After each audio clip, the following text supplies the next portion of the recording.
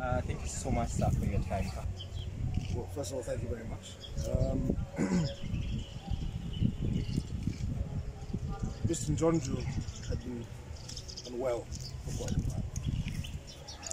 Over the course of last year and this year, he'd been battling one ailment or another very, very well, despite his age. But as of this morning at around 5:15 a.m., he breathed his last, and it was actually as a result of a little bout of pneumonia which he had suffered, and therefore had compromised his lungs. His passing was peaceful. He was surrounded by his family members.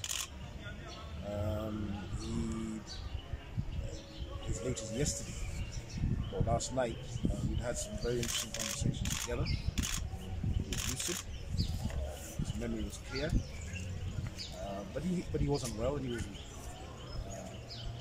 And so for those 101 years that we have seen, almost 102, shy by 21 days, we want to thank God for his life.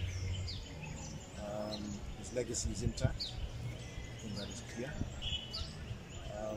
And all we can do now as a family is rally around his wife, his widow, her children, and the grandchildren to make sure that we try and maintain his legacy and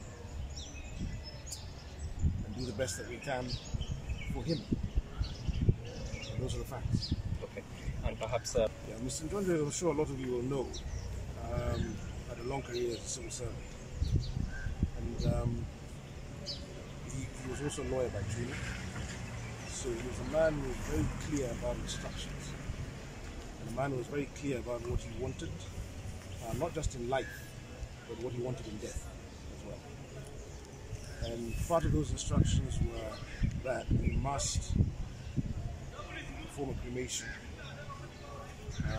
immediately, almost immediately after his passing. He didn't want any fanfare. He didn't want a lot of ceremony.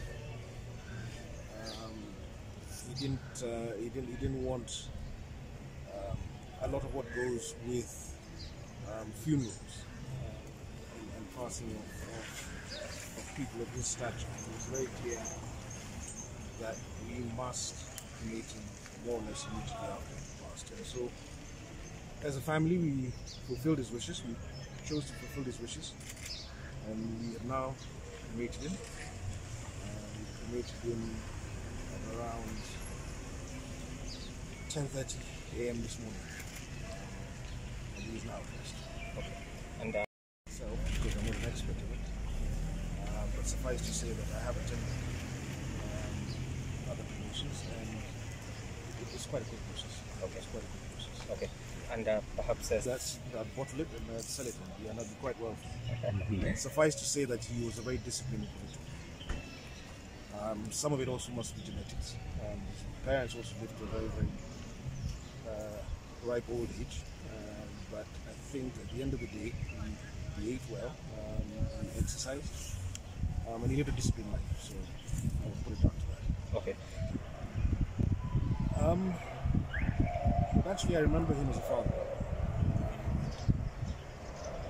and he was a very special family man. I mean, his family came first. His son and his daughters, his wife, and those were always his priority. As a statesman, as a national figure, you're right, he has served in many capacities, not just in the Attorney General's chambers, but he also sat and started as a founding chair of very many charities in this country. He was a very charitable person at heart. He helped a lot of people. He also served, don't forget, as a member of parliament, or was then the Supreme Constituency, as well as serving in the cabinet. So, I mean, I'm sure all of you in the press will write a lot about his legacy and what he's achieved. But I think what I can speak towards, and this is on behalf of his family, is that he was really the best father that any family could ever have, and grandfather. He was a grandfather several times over, and he was very, very special to not just his children, but also his grandchildren. And he will be missed. There is a vacuum, and he will be missed.